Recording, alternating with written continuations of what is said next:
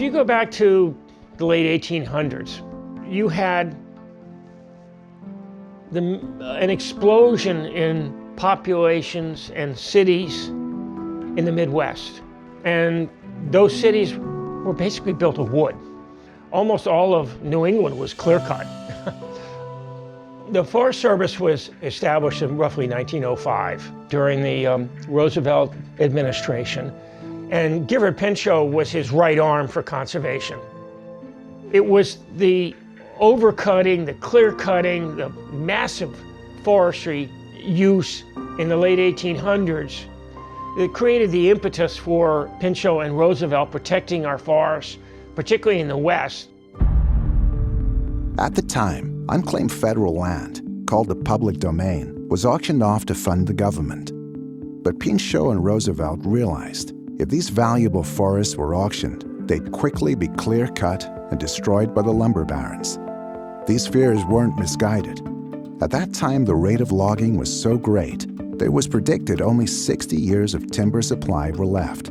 So Pinchot proposed something new, establishing government forests that would be both protected and productive through careful scientific management.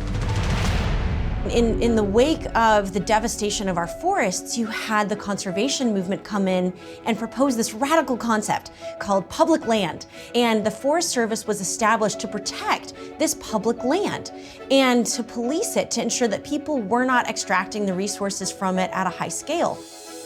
In 1905, the Forest Service was established to sustain healthy, diverse, and productive forests and grasslands for present and future generations. But soon, a catastrophe would rock the West that would make Pinchot's case for active management much stronger. Fire.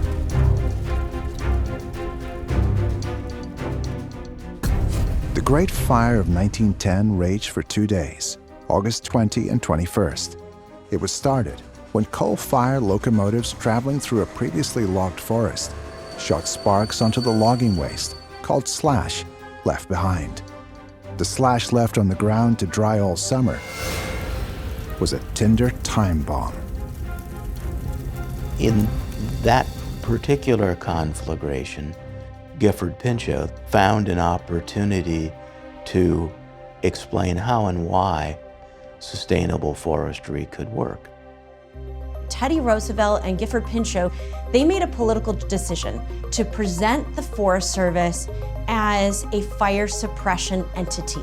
They understood the role of natural fire on the ecosystem, but they also understood the fear that the American public and therefore Congress had of catastrophic wildfire. The Forest Service set up a military-style system, building a network of lookouts and ranger stations to catch fires as soon as they started.